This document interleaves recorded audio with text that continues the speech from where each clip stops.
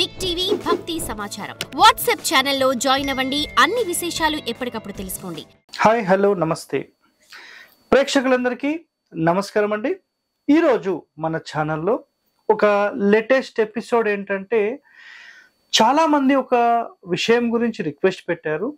ఆ విషయం ఏంటంటే, సార్ పడమర ఇంటి ప్లాన్ అసలు ఎలా డిజైన్ చేయాలి, దీని లోపల ఎలాంటి జాగ్రత్తలు అనేది మేము తీసుకోవాలి. సో ఈరోజు పడమర ఫేసింగ్కి సంబంధించిన ఒక ఇంటి ప్లాన్ లాగా మీకు గీసి నేను క్లియర్గా చూపిస్తాను. అయితే ఒక విషయం మీరు గుర్తుపెట్టుకోండి, ఇక్కడ చెప్పేది కేవలం ఇన్ఫర్మేషన్ పర్పస్ మాత్రమే. మీరు జస్ట్ మీ ఇల్లు ఏమన్నా చిన్న చిన్న మార్పుల కోసం మాత్రమే ఎప్పుడైనా ఎవరి యూట్యూబ్ వీడియోస్ అయినా చూసి మీరు తెలుసుకోండి. బట్ శాస్త్ర నియమాల ప్రకారం ఒక ఇంటి ప్లాన్ డిజైన్ చేయాలంటే ఎన్నో నియమాలు అంటూ ఉంటాయి. సో కేవలం యూట్యూబ్లో వీడియోస్ చూసి ఇల్లు కట్టుకుంటే మాత్రం 100% ఫెయిల్ అయ్యే అవకాశాలు కూడా ఉంటాయి. గుర్తుపెట్టుకోండి, కేవలం నాలెడ్జ్ పర్పస్ మాత్రం మీరు ఇవన్నీ తెలుసుకోండి, నో ప్రాబ్లం.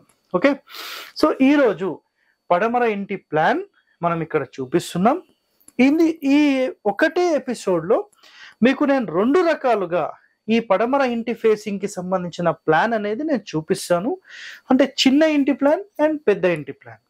కొన్ని చిన్న చిన్న ఇండ్లు కేవలం ఇంటి లోపలి కొలతలు ఒక 20 అడుగులు ఉంది సార్, 22 అడుగులు ఉంది, మేము ఎలా డిజైన్ చేయాలి అన్నప్పుడు దానికి ఒక పరిష్కార మార్గంగా నేను చూపిస్తాను.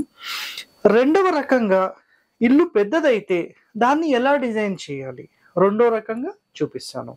సో ఇప్పుడు మీరు ఏదైతే ఇక్కడ ఈ వెస్ట్ ఫేసింగ్ రోడ్ చూస్తున్నారో, ఇది ఎగ్జాంపుల్లో ఒక 40 అడుగులు ప్లస్ 60 అడుగులు అని అనుకుందాం. క్లియర్ సార్, మీరు చిన్నది అంటున్నారు సార్, వీడియో మొత్తం చూడండి మీకు అర్థమవుతుంది. సో ఇందులో మనం ఏం చేద్దామంటే ఒక హౌస్ నిర్మాణం, ఇది హౌస్ అనుకుందాం. సో దక్షిణంలో ఒక 4 అడుగులు, ఉత్తరంలో ఒక 4 అడుగులు, తూర్పులో ఒక 6 అడుగులు ఖాళీ వదులుదాం. మిగిలింది మొత్తం పడమరలో. గుర్తుపెట్టుకోండి, మనం ఏ రోడ్ ఫేసింగ్ తీసుకొని మెయిన్ డోర్ ఎక్కడ పెడతామో ఆ రోడ్ ఫేసింగే, ఆ డోర్ అపోజిటే ఎక్కువగా ఖాళీ స్థలం ఉండాలి. సో వీటన్నిటికీ సంబంధించిన శాస్త్ర ప్రమాణాలు గతంలోనే మన ఛానల్లో అప్లోడ్ చేయడం జరిగింది ఎపిసోడ్స్ వైజ్గా. నెక్స్ట్ ఎవరైతే చూడలేదో త్వరలో వాళ్ళ కోసం మళ్ళీ నేను అప్లోడ్ అనేది చేస్తాను. సో ఇవన్నీ చూడండి. ఓకే, ఖచ్చితంగా నైరుతిలోనే ఇల్లు కట్టాలి, పడమరలో ఖాళీ ఎలా పెడతారు, పడమరలో ఖాళీ పెట్టనేకూడదు, ఇవన్నీ 100% రాంగ్ అండి. ఇది ఒక్కటే మైండ్లో పెట్టేసుకోండి. క్లియర్? సో ఇందులో మొట్టమొదటిగా ఒకవేళ 4 అడుగులు 4 అడుగులు తీసేస్తే 40లో మన ఇల్లు అనేది 32 అడుగులు వచ్చింది ఎగ్జాంపుల్. ఓకే, 32 అడుగులు. ఒక ఇంటిని ఇట్లా 9 భాగాలుగా మనం డివైడ్ చేద్దాం. అయితే 9 భాగాలుగా, జస్ట్ ఎగ్జాంపుల్లో చెప్తున్నాను, 9 భాగాలుగా డివైడ్ చేద్దాం. సో మనకు ఈ విధంగా డివైడ్ చేసినప్పుడు ఖచ్చితంగా ప్రధాన ద్వారం ఎక్కడ రావాలంటే మధ్యస్థానంలోనే ప్రధాన ద్వారం రావాలి. సో ఇంకొక మాట గుర్తుపెట్టుకోండి, ఇక్కడ ద్వారాలు భార్యాభర్తలతో నేను కంపారిజన్ ఇస్తాను. పడమర ద్వారం అనేది మీకు భార్యతో సమానం, దక్షిణ ద్వారం భర్తతో సమానం, తూర్పు ద్వారం భర్తతో సమానం, ఉత్తర ద్వారం భార్యతో సమానం. సో భార్య భార్య, భర్త భర్త. అయితే పడమర ఫేసింగ్లో చాలా చాలా ఇంపార్టెంట్ ఒక ఈ ఇన్ఫర్మేషన్ మీరు ఫాలో కాకపోతే మీ ఇల్లు 100% ఫెయిల్ అయ్యే అవకాశాలు ఉంటాయి. ఎలాగంటే పడమర డోర్ ఎప్పుడైతే మనం ప్రధాన ద్వారంగా పెట్టామో 100% మీరు తూర్పులో ద్వారం పెట్టాల్సిందే. అంటే భార్య ఉంటే ఖచ్చితంగా మళ్ళీ భర్త ఉండాల్సిందే. సో భార్యాభర్తలు ఏ ఇంటి లోపలైతే ఉంటారో 100% ఆ ఇల్లు సక్సెస్లో ఉంటుంది, మంచి అభివృద్ధిలోకి వెళ్తుంది. So opposite mandatory. Okay, right. ఇప్పుడు సెకండరీ ఆప్షన్గా మాట్లాడదాం. అంటే ముందుగా ద్వారాల విషయంలో చాలా మంది చేసే తప్పుల గురించి ఒక మాట చెప్తాను. పడమర ఫేసింగ్ ఇంటి లోపల మీరు ఎప్పుడైతే పడమర డోర్ పెట్టి తూర్పు డోర్ పెట్టారో సఫిషియంట్ అయిపోయింది. సార్ మాకు ఉత్తరంలో డోర్ కావాలి అన్నారు అనుకోండి, ఈ ఇద్దరి మధ్యలో ఇంకొక ఆమె భార్య, అంటే ఈ పక్క ఆయన భార్య, మీ ఇద్దరి మధ్యలో ఉంటుంది. ఈమె వచ్చిన తర్వాత మీ ఇంటి లోపల కంప్లీట్ డిస్టర్బెన్సెస్ మళ్ళీ క్రియేట్ అవుతాయి. నిజంగా ఫైనాన్షియల్ అనుకోండి, హెల్త్ అనుకోండి, వెల్త్ అనుకోండి, రిలేషన్ పరంగా అనుకోండి, ఇవి చాలా డ్యామేజెస్ చేస్తుంది. కావాలంటే మీరు ప్రాక్టికల్గా ఏ ఇంటి లోపలైతే ఈ 3 ద్వారాలు ఉన్నాయో ఆ ఇల్లు ఖచ్చితంగా ఫెయిల్ అవుతుంది. ప్రాక్టికల్గా చెక్ చేసుకోండి. రైట్, పడమర డోర్, తూర్పు డోర్ సఫిషియంట్. ఒకవేళ సార్ మాకు ఈ 2 ద్వారాలతో పాటు ఈ ద్వారం కావాలి అని అన్నారనుకోండి, ఖచ్చితంగా దీని ఆపోజిట్ మళ్ళీ దక్షిణంలో డోర్ పెట్టండి. భార్య భర్త, భార్య భర్త, అయిపోయింది, అసలు ప్రాబ్లమే లేదు. ఇంకా 100% ఈ ఇల్లు ఎప్పటికీ ఆనందంగా ఉండిపోతుంది. ఎవరింటి లోపలైతే సార్ మేము కేవలం ఈ ఒక డోర్ మాత్రమే పెట్టామని అనుకున్నారు, దాని ఆపోజిట్లో మళ్ళీ డోర్ పెట్టండి. కేవలం భర్తకు ప్లేస్లో డోర్ పెడితే నో ప్రాబ్లం, కానీ ఆపోజిట్లో భార్య లేకుండా నడుస్తుంది. కానీ భార్య మాత్రమే ఉండకూడదు, ఖచ్చితంగా భర్తను మీరు మెయింటైన్ చేయాల్సిందే. క్లియర్? రైట్. ఇప్పుడు ప్లానింగ్ గురించి మాట్లాడేటప్పుడు మొట్టమొదటిగా మనం ద్వారాల గురించి మాట్లాడేసాం. ఈ ద్వారాల గురించిన ఎక్స్ప్లెనేషన్ క్లియర్గా మీకు చెప్పడం జరిగిపోయింది. ఇప్పుడు సెకండరీ ఆప్షన్లో ఈ నవగ్రహాల ఇల్లు అంటాం దీన్ని. ఇది 9x9 ఏకశితి వాస్తు పురుష మండలి అని మాట్లాడతాం. ఇదొక బెడ్రూమ్, కావాలంటే ఇదొక బెడ్రూమ్, ఇదొక కిచెన్, కావాలంటే ఇదొక బెడ్రూమ్ తీసుకోవచ్చు. ఇక్కడ ఇదంతా హాల్ కావాలంటే తీసుకోవచ్చు, ఇది పూజా రూమ్ తీసుకోవచ్చు. కిచెన్ పక్కన ఇక్కడ డైనింగ్ తీసుకోవచ్చు, ఇది ఇష్యూ లేదు. సో ఈ విధంగా దీన్ని డిజైన్ చేసుకోవచ్చు మనం. అయితే సార్ మాకు టాయిలెట్స్ కావాలి, అటాచ్డ్ టాయిలెట్ ఒకటి కావాలి, కామన్ టాయిలెట్ ఒకటి కావాలి, మేము ఎట్లా చేయాలి సార్ దీంట్లో సెటప్ మాకు కొంచెం చెప్పండి అంటే, ఇక్కడ చూడండి, మాస్టర్ బెడ్రూమ్ అయితే ఇక్కడ క్లియర్ అయిపోయింది నైరుతిలో. ఓకే, ఒక బెడ్రూమ్ అయిపోయింది. దీని తర్వాత ఒక టాయిలెట్ తీసుకుంటాం, మధ్య సూత్రంలో రాకూడదు. ఓకే, అది ఇంపార్టెంట్. నెక్స్ట్ ఇక్కడి నుంచి ఒక బెడ్రూమ్, ఇట్లా ఒక బెడ్రూమ్ తీసుకుంటే కిచెన్ కొంచెం చిన్నగా చేసుకొని ఈ మధ్య సూత్రంలో కాకుండా ఈ మిగిలిన స్పేస్లోనే 2 టాయిలెట్స్ కానీ ఇక్కడ ఇంకో టాయిలెట్ కానీ ఏర్పాటు చేసుకోవాలి. అంటే బెడ్రూమ్ 2 టాయిలెట్స్, మళ్ళీ బెడ్రూమ్, లేదా bedroom 1 toilet, bedroom 1 toilet. Toilets ఈ రెండింటి మధ్యలో రావచ్చు, లేదంటే అటుపక్కకైనా రావచ్చు. జనరల్గా కిచెన్ పక్కన టాయిలెట్ అనేది 100% ఉండకూడదు. కాకపోతే ఈ కాలంలో ఆ మాట మనం మాట్లాడలేము. ఎందుకు అంటే ప్రతి ఇల్లు చాలా చిన్న చిన్న ఇల్లు తయారైపోయినాయి కాబట్టి అసలు దీని గురించి మనం మాట్లాడడమే వ్యర్థం. ఓకే, చిన్న ఇంటిలో ఇవన్నీ పాసిబిలిటీస్ లేవు. ఏ మహానుభావుడైతే కిచెన్ పక్కన అసలు టాయిలెట్ పెడతారా, బెడ్రూమ్ పెడతారా అని మాట్లాడతారో మీరు గుర్తుపెట్టుకోండి ఈ మాట.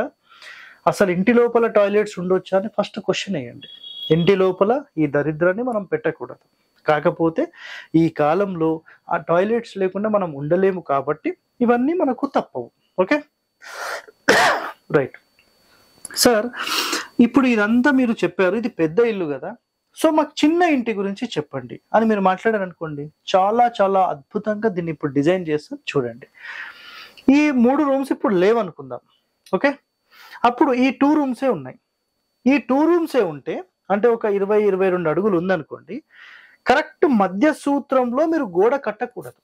ఇది ఒక్కటి మైండ్లో పెట్టుకోండి. అంటే ఇక్కడ చూడండి, మీరు ఇలా ఒక ఇల్లు తీసుకుంటే కరెక్ట్ సెంటర్ లైన్ ఇట్లా ఉంటే ఈ రూమ్ కరెక్ట్ ఈ లైన్ మీద రాకూడదు. అంటే పెద్దగా అయినా తీసుకోవాలి, లేదంటే ఈ రూమ్ పెద్దగా అయినా తీసుకోవాలి. ఇట్లా కరెక్ట్ సెంటర్ లైన్ మీద గోడను కట్టకూడదు. సో ఇలా డివైడ్ చేసినప్పుడు 20 అడుగులు అనుకోండి, ఒకటేమో 11.5 అడుగులు, ఇంకొకటి 8.5 అడుగులు, లేదంటే 11 అడుగులు 9 అడుగులు, అలా తీసుకోవచ్చు, నో ప్రాబ్లం.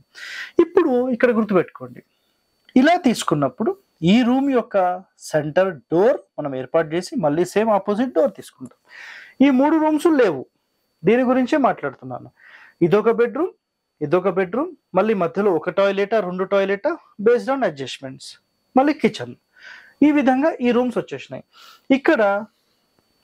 ఇక్కడి నుండి ఇదంతా కూడా ఒక హాల్ లాగా వచ్చేస్తుంది. ఇక్కడ డైనింగ్, ఇక్కడ పూజ, చిన్న కబోర్డ్ పెట్టేసుకుంటాం.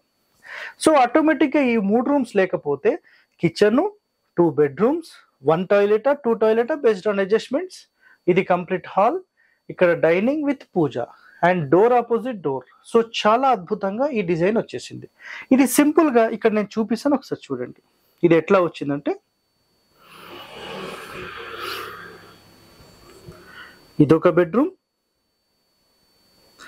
ఇదొక బెడ్రూమ్, ఇక్కడ ఒక 2 టాయిలెట్స్ వచ్చేసాయి, ఇది ఒక కామన్ టాయిలెట్, ఇది అటాచ్డ్, ఈ డోర్, ఇదొక మంచం, ఇదొక మంచం, ఇది కిచెన్, అంటే ఇదొక బెడ్రూమ్, మధ్యలో ఇక్కడ ఓపెన్ స్పేస్ ఇట్లా వచ్చి ఇట్లా వెళ్ళడానికి, ఇది డోర్, అండ్ ఇది మొత్తం ఇక్కడ వరకు హాల్, ఇక్కడ టీవీ పెట్టుకుంటారా ఏం పెట్టుకుంటారా, మళ్ళీ ఆపోజిట్ ఇక్కడ డోర్, ఇక్కడ పూజ, ఇది dining.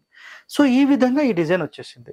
Bedroom, 2 toilets, bedroom, kitchen, ఇది మొత్తం హాల్, డైనింగ్, మళ్ళీ డోర్ ఆపోజిట్ డోర్. ఈ విధంగా ఒక డిజైన్ ఇక్కడ చూపించాను.